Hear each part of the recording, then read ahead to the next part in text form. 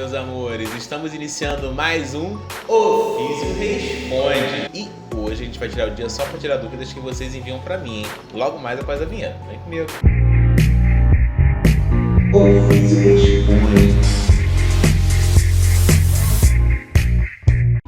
Pronto, cheguei e hoje eu tirei o dia só para tirar dúvidas de vocês, né? Tudo em um programa só, né? Que dá para responder, né, de uma forma mais compilada, né? As perguntas que vocês fizeram, dá para responder de uma forma mais compilada. Então, vamos começar? Partiu! Primeira pergunta nós temos do Ivo Limeira, né? Tenho tendinite há mais de 3 anos, já fiz fisioterapia e faço musculação há mais de 1 ano e não vejo melhora. O que fazer? Então, Ivo, no caso, a tendinite, ela ocorre principalmente pelos movimentos repetitivos.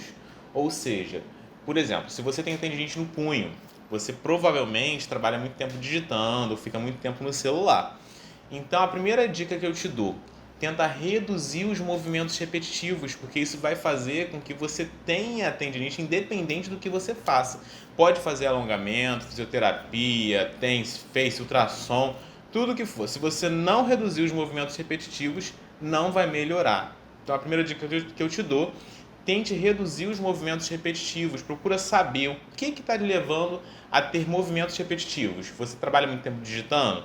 Você fica muito tempo no celular lá, digitando com o dedinho assim, ó, que aí você sobrecarrega esse tendão aqui. Então, a primeira coisa é focar nisso.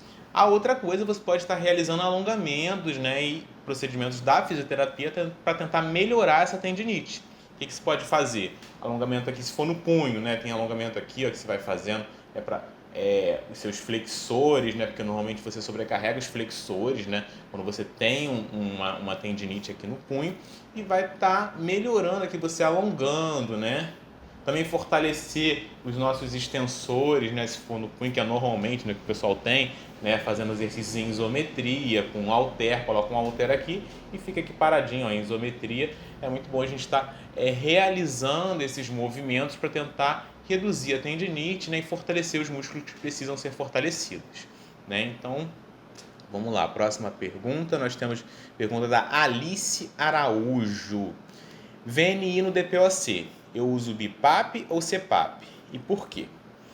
Então, Alice, né? Alice é fisioterapeuta, né? Só pela pergunta já dá para entender que ela é físio, né? Então, para poder todo mundo entender e acompanhar o que eu estou falando, eu vou explicar primeiro para vocês o que é BIPAP, o que é CPAP, para depois entrar na pergunta da Alice, né? Primeiramente, o que é BIPAP e o que é CPAP? Então, ambos os tipos de ventilações, né, que a gente chama de ventilação, né, tem a ventilação mecânica invasiva e a não invasiva. A VNI é uma ventilação mecânica não invasiva, né, que a gente utiliza para tentar desmamar o paciente do oxigênio, nós fisioterapeutas, né, utiliza quando o paciente está com falta de ar, também foi muito utilizado no COVID, né, junto com outras terapias, o SENAF, seja o que for, né? Então, a gente utiliza com esse objetivo. Nós temos 2 tipos, o BIPAP e o CPAP. O CPAP, né? Primeiramente, o que é CPAP? CPAP é uma pressão positiva contínua nas vias aéreas, né? Ou seja, ele vai fazer com que você tenha... No nosso pulmão, né? Normalmente, na nossa anatomia, a gente precisa de um volume residual. O que é isso? Volume que permanece nos nossos alvéolos ao final da nossa expiração, para que ele não colabe, né? Então tem um volumezinho ali que fica um pouquinho de ar, né, no final da nossa expiração, para que nossos alvéolos não fechem, não colabem. Quando a gente coloca esse CPAP, né, a gente aumenta o nosso volume residual, melhorando assim a nossa oxigenação, né? Ou PIP, né? Pode ser CPAP ou PIP, se você usar no ventilador mecânico, se for naquele portátilzinho, é CPAP ou EPAP. E nós temos o BIPAP. O que é BIPAP? É o bilevel, né? Que a gente fala BIPAP é marca, né? Tem o bilevel, que é a mesma coisa, né? Só muda o nome. Então, o que é isso? BIPAP é 2 níveis de pressão. Enquanto o CPAP é uma pressão só positiva contínua, nós temos 2 níveis de pressão no BIPAP. Pressão inspiratória e a expiratória. A pressão inspiratória, ela é o IPAP, lá no aparelho, né? Ou pressão de suporte, se a gente fizer no ventilador mecânico grandão. E o EPAP, que é a mesma coisa que o CPAP ou a PIP, né? Então, ambos são as mesmas coisas, só muda o nome e a nomenclatura, né? Então, cada vez que a gente aumenta a diferença entre o IPAP e o EPAP, a gente aumenta o nosso volume corrente, né? E lava mais CO2. Agora, entrando na pergunta da internauta, né?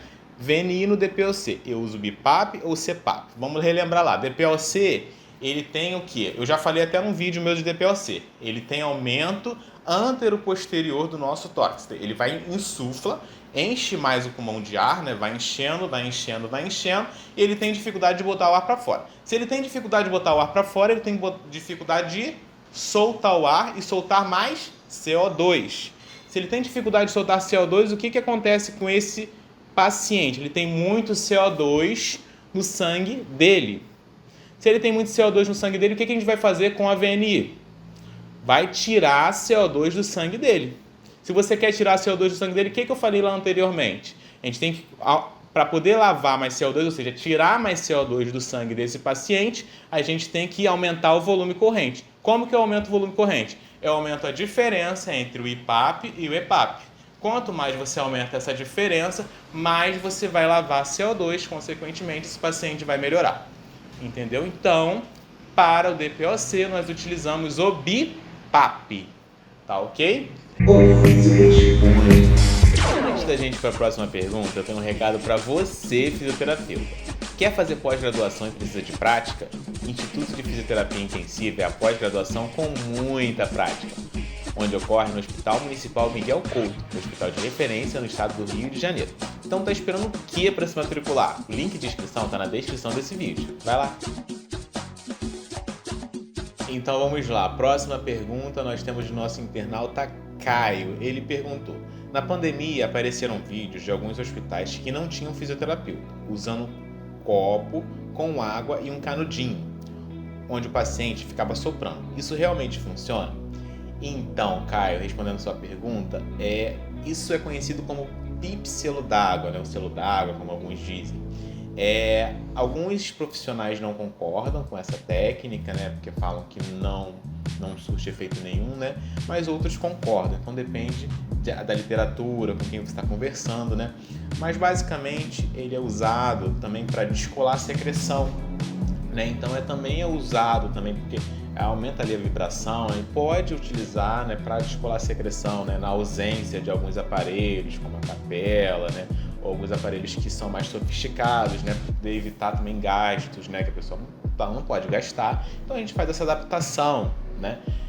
Tem profissionais que não concordam, falam que não funciona, mas tem outros que concordam, então depende com quem você está conversando. Também tem profissionais que falam que pode aumentar o volume residual, porque tem uma pipa ali, tem outros que não, porque fala que depois quando solta a via aérea se fecha e não funciona. Então depende de quem você está conversando e que literatura a gente está se baseando, né? Então segundo eu, na minha prática clínica, eu concordo sim, para descolar a secreção, ajuda muito, né? Mesmo tendo profissionais que não concordam, tá bom? Então espero ter ajudado. E agora a gente tem aqui um parênteses que a gente vai entrar aqui agora, né? Teve uma enquete, né, no Instagram, né, onde 32% dos meus seguidores não sabiam o que era quiropraxia, né? Eu perguntei lá para vocês, eles não souberam o que era quiropraxia, né? Não, eu até fiquei surpreso, né? Que a maioria soube o que era quiropraxia, né? Só que aí teve uma parte lá que eu ainda não sabia. Então eu resolvi estar incluindo aqui um quadrozinho aqui para explicar para vocês, né, o que é quiropraxia. Então vamos lá. Quiropraxia é a ciência que estuda, né, os movimentos do nosso corpo, só que de uma forma mais global, né? Ou seja, por exemplo, se você tem um problema no seu ombro, né, uma tendinite, qualquer coisa, pode estar relacionado ao seu diafragma, né? Porque o seu diafragma está trabalhando menos, você está fazendo uma respiração mais apical, que é mais aqui em cima, e você está sobrecarregando o seu ombro. E você nem sempre vai ter que tratar o ombro do paciente, você vai ter que tratar o diafragma, você vai ter que ativar esse diafragma para parar de sobrecarregar o ombro, né? Então a quiropraxia, ela se liga até alguns pensamentos com a osteopatia. Tem alguns pensamentos que são bem parecidos, né, da quiropraxia com a osteopatia. Então a gente vai olhar o corpo humano de uma forma global, né? O que vai trazer a harmonização do nosso corpo, homeostasia, né, se você gosta de falar mais bonito, né? Vendo partes, por exemplo, partes que têm hipomobilidade, né, que tem baixa mobilidade do nosso corpo, que vai estar sobrecarregando outras áreas, né? Porque normalmente, né, o pensamento quiroprático, ele vê a área que tem hipomobilidade, ou seja, baixa mobilidade, articulação com baixa mobilidade, que vai estar sobrecarregando outras áreas, justamente por causa dessa hipomobilidade. Isso, o quiropraxista, o que ele vai fazer? Ele vai estar alinhando essas vértebras ou essa articulação para poder voltar a ter mobilidade e parar de sobrecarregar aquela área que está sendo sobrecarregada justamente por essa vértebra que está com hipomobilidade. Entendeu? Então é basicamente isso, né? Então é isso que eu tinha para falar com vocês no programa de hoje. Espero que vocês tenham gostado do vídeo de hoje. Se você gostou desse vídeo, deixe seu like, se inscreva no meu canal e ative o sininho. Tudo de bom e valeu! Extra, extra, não fique de fora dessa. Garanta seu ingresso pra me ver ferrando nessa.